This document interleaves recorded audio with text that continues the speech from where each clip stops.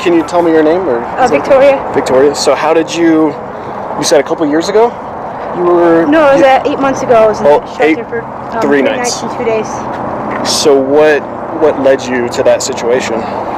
My landlord decided to sell the property, so I had 30 days to move and I didn't have the money. So I had to go to the shelter. Okay. It was really fast and all of a sudden. So I went to the shelter, but there's another shelter in this town for veterans. There's usually a wait list called the Crawford House. Okay. I went to the VA and asked them about that, so I went there, and that place is really good. They don't allow you to do drugs or drink, like they'll breathalyze you at night and do random drug tests. But you were saying at the rescue mission, some people, they wouldn't allow drinking, so some people would leave to come out and drink and stuff? Well, they kick you out at a certain hour in the morning, and then people go out and do their thing throughout the day, like walking around downtown, hang around at Dorchester Park. So there's a liquor store right at the corner on Las Vegas and Nevada. So they'll drink and do what they do, come back at night. And, as long as they're not too loud or violent or whatever, they're allowed back in. At the Springs. So could you be intoxicated or high and go in? I was, yeah. Okay. I had to be put in a room by myself because I have horrible anxiety around people, especially people that are potentially. I'm a little person. And they had the women and men separate, right? Yeah. So what's your overall opinion of the rescue mission versus some of the others? Is the rescue mission doing a great job, a good job, not a good job, or what?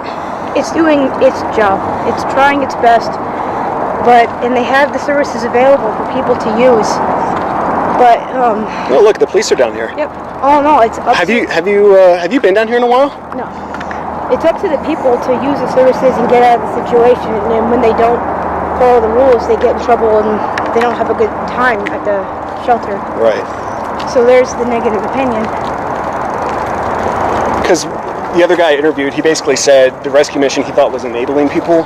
It does, because it doesn't really force you to not do what you do. It doesn't put you out of your comfort zone because you have a place to sleep at night and you have food, so you don't have to spend money on shelter or food. Right. I know they just opened a new facility, like a big laundry facility with showers and stuff, and I think they're still in the plans for making 40 new apartments. Have you heard about that? Yes. I know they just opened a men's shower finally for a few months ago in the shelter because they didn't have a shower. They had to earn points, I guess, to get privileges to go to the ESM or YMCA. You can go to the ESM and get a shower for free twice a day. Okay. So occasionally, we see some panhandlers on the side of the road, but considering how many homeless there are, I would expect to actually see more panhandlers. So how do some of them make or get any money? Some of them are on Social Security. Okay. A lot of them are on Social Security.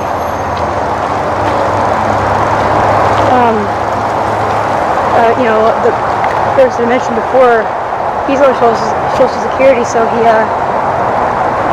spends all his money on marijuana, and he gets food stamps, so he doesn't have to worry about food.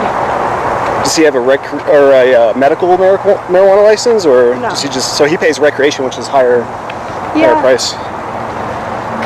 Luckily, he lives with a person now, but he's off the street because he's a little mentally unstable. So how did he get off the street? This guy named this one dude, he was his friend and let him move in with him as long as he paid some rent. So he pays some of the Social Security income for rent? Okay. Yeah, or at least I assume so. Okay. All right. Yeah, because that's the question is a lot of these people that have been homeless basically for a long time, and it's well, what's the future? You just going to be homeless forever, or are you going to get out of it? And so how do people get out of it? I don't know. there's a guy, I can't remember his name either. I would see him on the street in downtown, and he would always sit in front of his convenience store. But he got a job there, and he mentioned that it's a lot easier to be homeless than it is to get a job and make money, because then you have responsibilities. So I think if you're in a situation long enough, you get accustomed to it. Or? Yeah, you become sort of institutionalized outside the institution. Yeah, so one of the other guys I was interviewing, I asked him, like, in his opinion, what percentage of the homeless population could get a job if they really wanted to, but they become accustomed and they just choose to live this way because they can, and maybe it's easier. I think some of them lose a lot of self-esteem. Yeah. You know, being homeless is something like it's almost unbearable to a lot of people. So they lose the confidence and abilities that they would have to get a job. You know, you kind of just shrink like you're a nobody. It's a really bad feeling. Like the veterans, though, they can go to the Comfort House. It's very small and there's only 3 female beds, but it's a good program for those who really are serious about getting out. Because they make you go out and look for a job. You have to turn in sheets to prove that you're looking for housing. Right.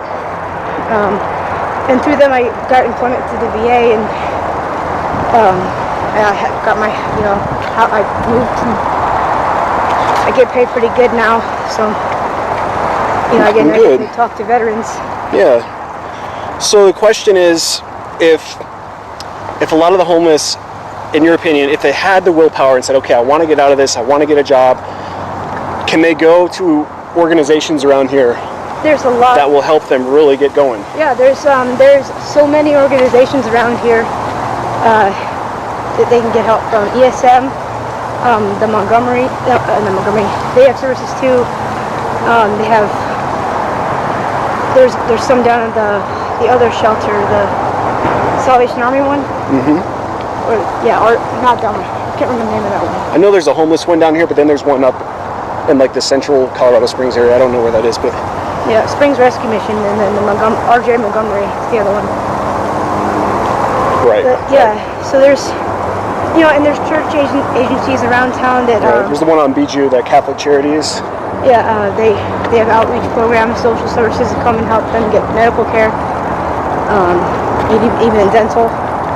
So how is the outreach from those organizations? Are they actually coming out and talking to people and saying, hey, I can help you in this way, do you want me to help you? Well, they go they're at the shelter, there's a little day room in the shelter, so they'll have like little signs saying who's there and when. And okay. Do you think a lot of people take advantage of that? Some of them don't. And the ones that don't, it's just because, do they feel ashamed, like you were saying, or they're just accustomed to the lifestyle now? It really could be a mixture of all that. Yeah. Because shame is one of the biggest things that everyone feels, no matter what situation you're in. So it gets stronger when you're in this situation. Therefore, you might not want to. So what about the ones that leave their shopping carts and trash under the I-25 bridge? I mean, I get really mad at that. I want to punch them in the face. Not really. No, I don't like littering. It ruins a nice bike ride. Because like those people, for instance, it seems like they don't feel shame. No. People who do that are the ones or people who graffiti. It's not the way to do it. So yesterday I was driving on I-25 north and I saw smoke coming from over here, so I thought it was like, maybe a fire out of control or something. I know a lot of the homeless cook their own meals and start little fires and cooks and everything, but have you ever heard of a fire kind of getting out of control for a little bit? Or no, they know how to do it. Okay.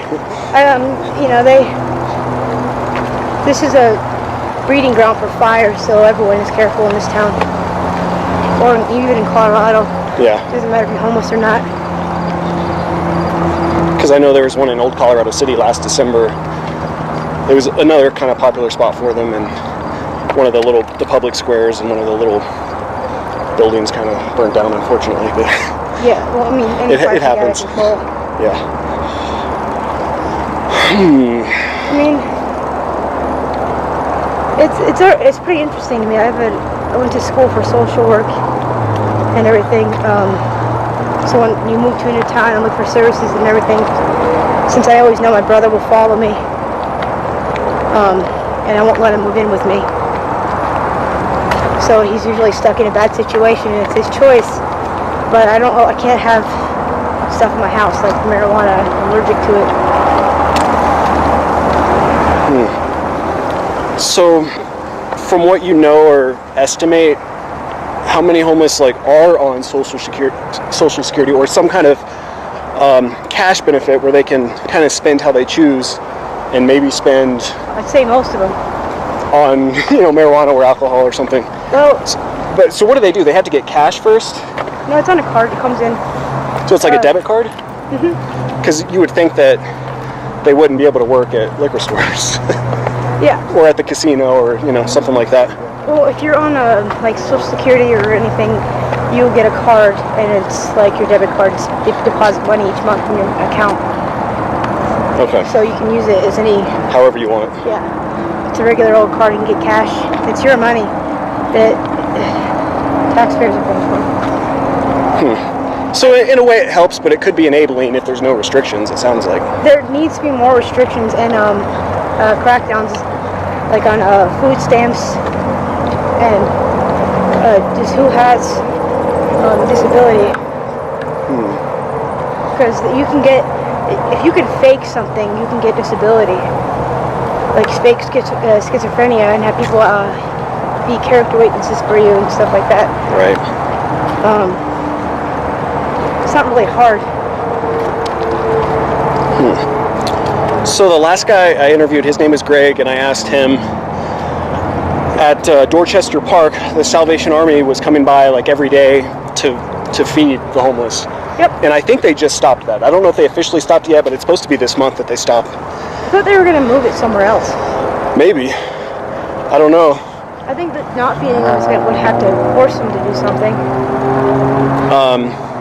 But his opinion was that there should be some kind of bona fide disability or paper proving because he basically says he said able-bodied people just kind of show up to get free food because they can, and that might be one of the enabling factors. Yes, you have to feed hungry people, but how do you?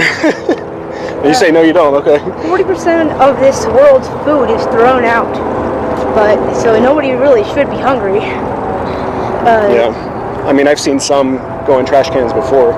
Is there a bench somewhere? Well, I don't know. There might be. Coming up, that one. I wonder where that goes. I don't. Just on this side of the creek, I guess. That one's. I guess it wasn't supposed to be on that side because there's a sign that says don't go on that side.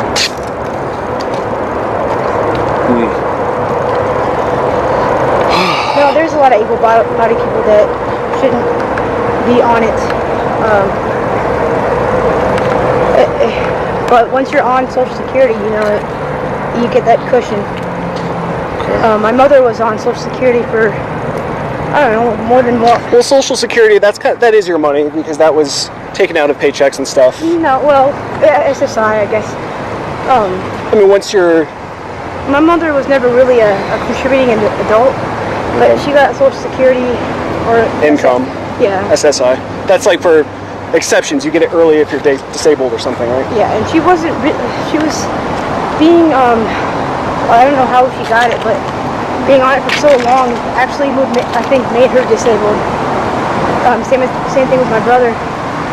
He's been out since he was 19, and if you're on it, you don't know how to work because you don't have to. Mm-hmm. So the skills are lost.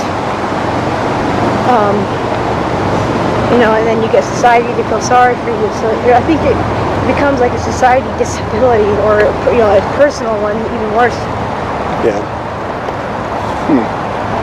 There's a lot of different kinds of ways that you can feel about that. So next week I'm having a meeting. It's like a neighborhood meeting. We're getting one of the city councilmen there, and CSPD and their homeless outreach team. Oh yeah. So in your opinion, like what are the top, if you were in power, like what would you do to maybe change things around here for the better? For the better? Yeah, like how do we, I mean, is this going to go on forever? Or like what are the real steps that maybe some of the organizations could do? Or if any city ordinances or laws had to be changed, like how do you really turn things around? Well, if homeless people need jobs and they can't find them, maybe create programs for them to learn how to work and put them in work programs so they can build their self-confidence and get like maybe temporary housing while they're working on a project or something, and then their money will be saved that way. But that's a little hard because there's always so much money that you can spend on projects and here. Right.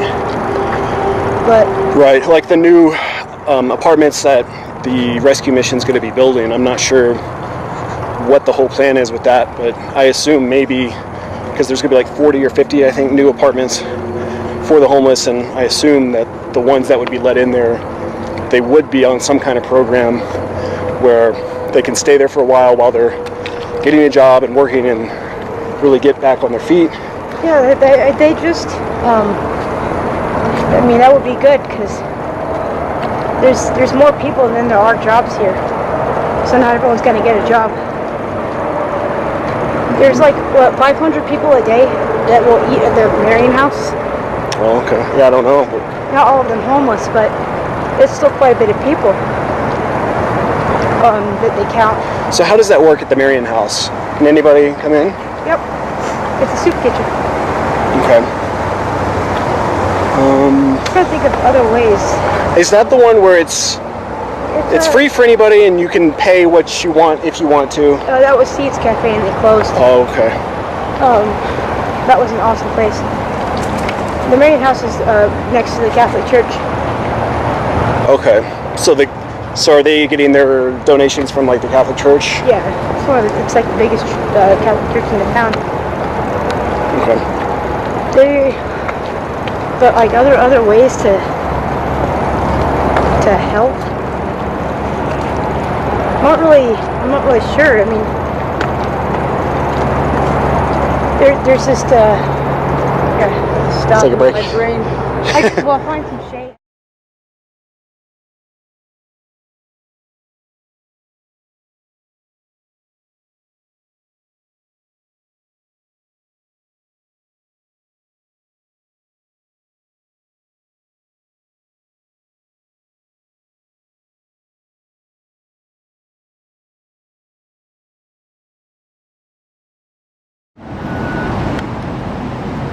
All right, so we're underneath I-25 and Tejon. So you said you're from Oklahoma. So what brought you down here?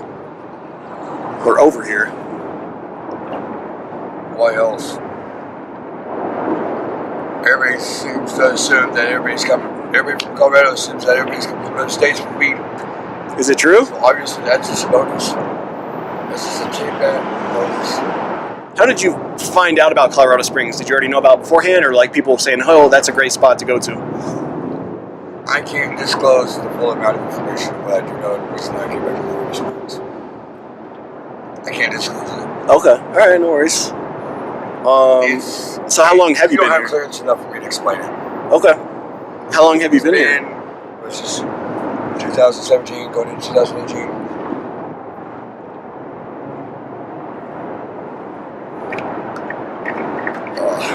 Also, 2005. Oh, okay, wow. It's about 12 years. That was when I left. Wanted to come back. Okay. Basically work.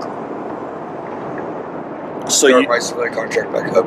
So you started working and now it kind of went Not back? Yet. It was a little more 12 years ago when I was here last week. Okay. Now I'm back and I got a wife. Okay. And of course I've got a child too. But she is indifferent actually. With the adopted mom. Another goal. Reason to come out besides working. Are you looking for any work now?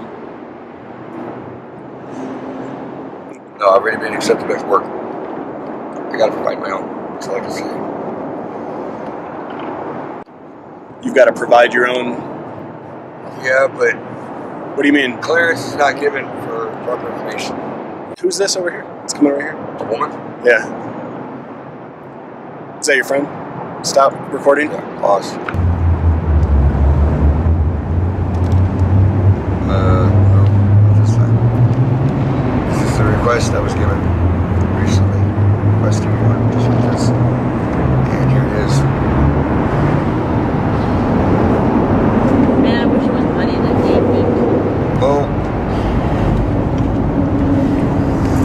So you made about $7 and change there.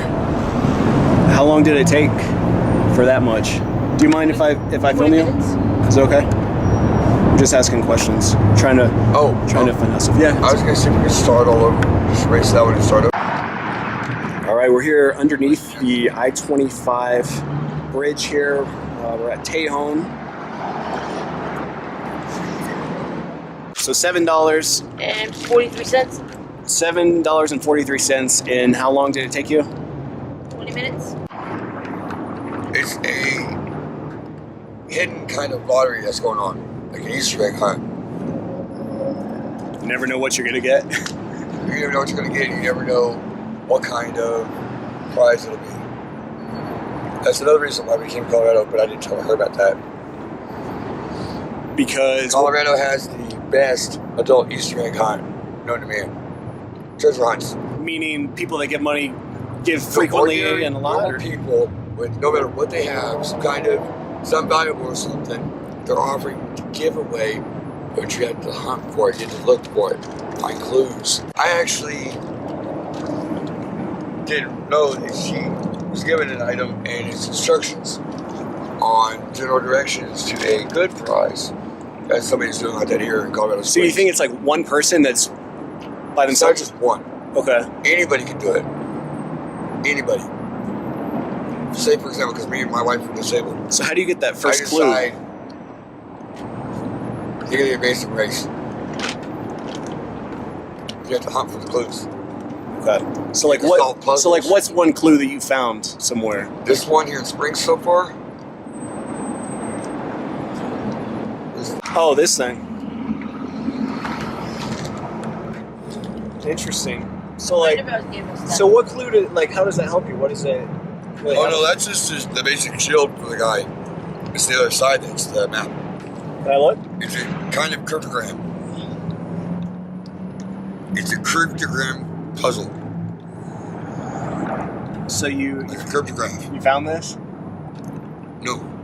So- No. A friend of ours had it in his car. Oh, okay. He told me he couldn't figure it out. So he gave up. Well, I think I'll turn it off and I'll let you guys go. But thanks for talking a little bit. I'm gonna go get something to drink and go back to mine.